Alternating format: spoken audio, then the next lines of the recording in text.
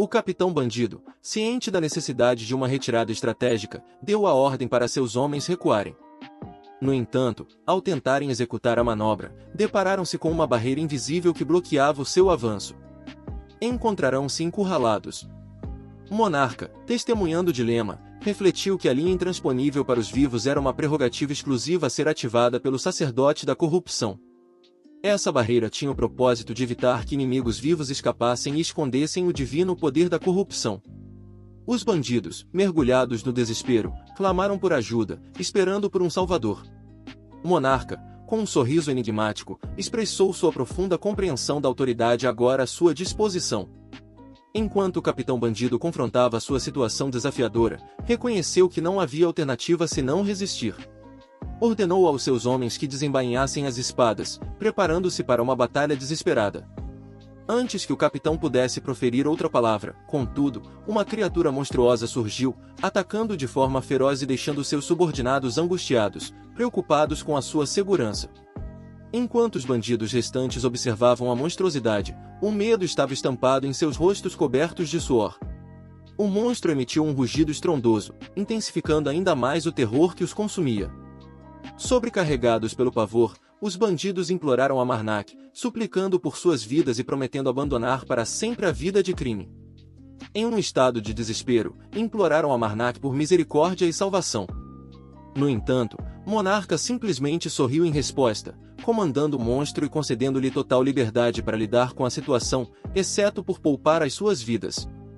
Reunindo as cabeças decapitadas dos bandidos, a mãe da corrupção instruiu Marnak a coletar a sua essência divina. No entanto, Marnak expressou uma preocupação, explicando que a remoção dessa divindade dos corpos resultaria no desaparecimento dos mesmos. Alertou que tal evento suspeito poderia atrair a atenção da guilda, que investigaria a trama sombria. Marnak observou Pierre caído no chão e, após uma inspeção minuciosa, descobriu que ele ainda estava respirando. Determinado a resolver a situação, Monarca informou a mãe da corrupção que ele cuidaria dos ferimentos de Pierre, permitindo que ela encontrasse a paz.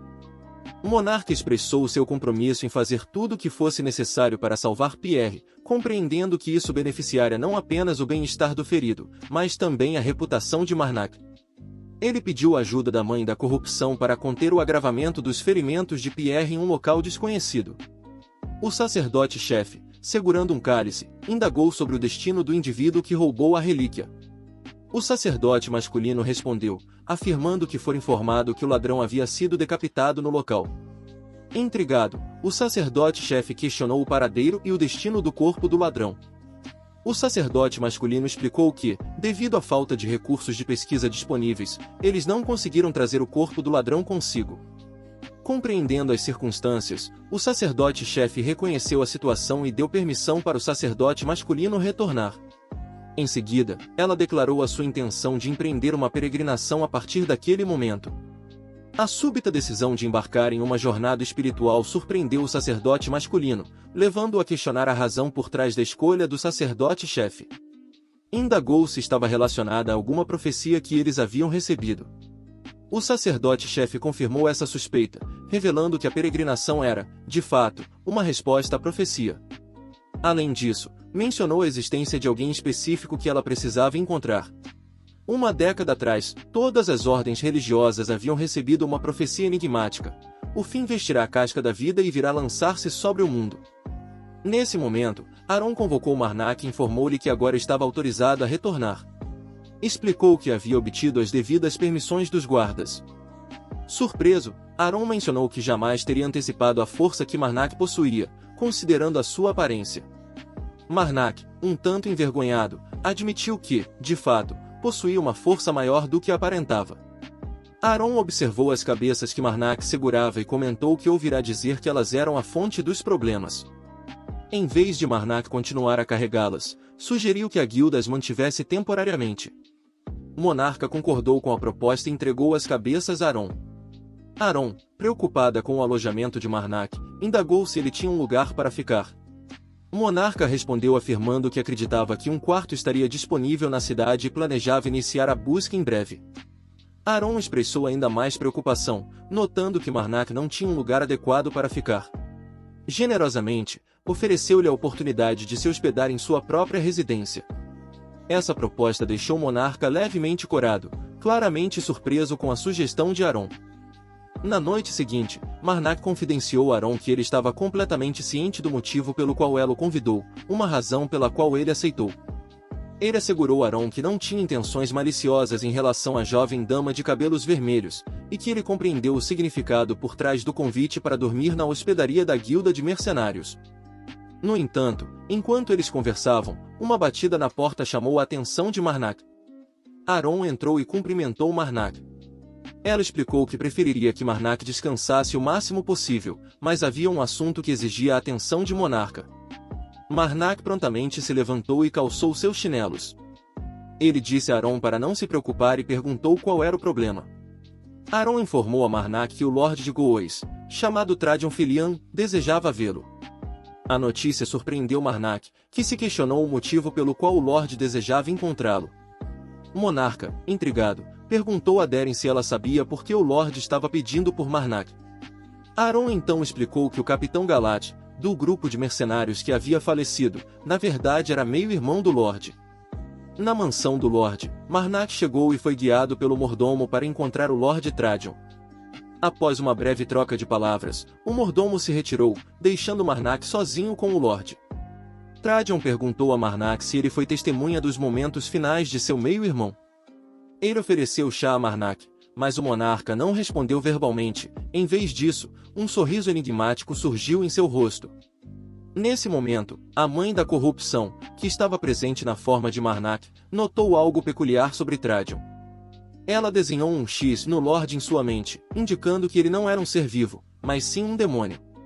Essa descoberta foi baseada na capacidade da mãe da corrupção de identificar entidades sobrenaturais e demoníacas.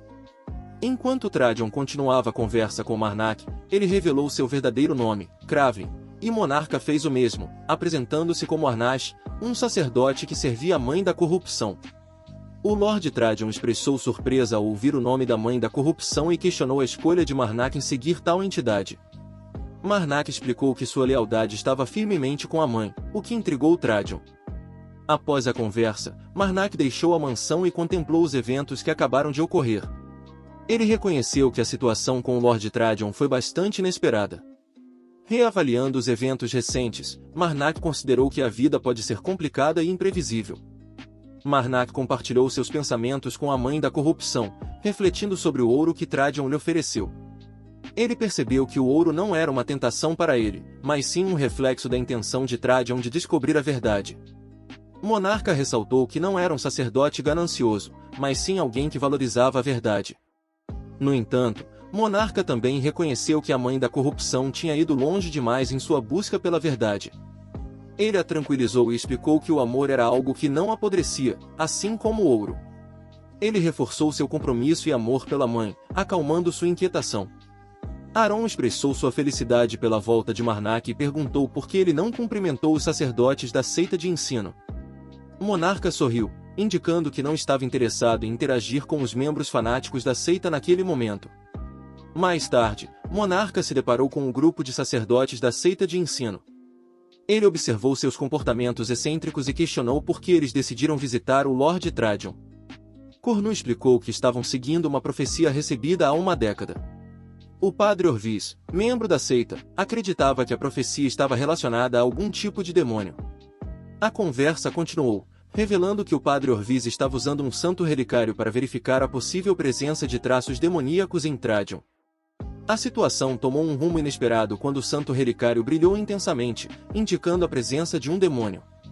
Uma luta se desencadeou quando o Lorde Tradion se transformou em sua forma demoníaca. Marnak entrou na batalha e, aproveitando uma oportunidade, empunhou a espada branca, ativando uma reviravolta dramática. O demônio foi derrotado e o Lorde Tradion recuperou sua consciência. Ao final, Tradion expressou sua gratidão a Marnak e Monarca por sua ajuda. O monarca, no entanto, enfatizou que não buscava gratidão, mas sim a resolução do problema.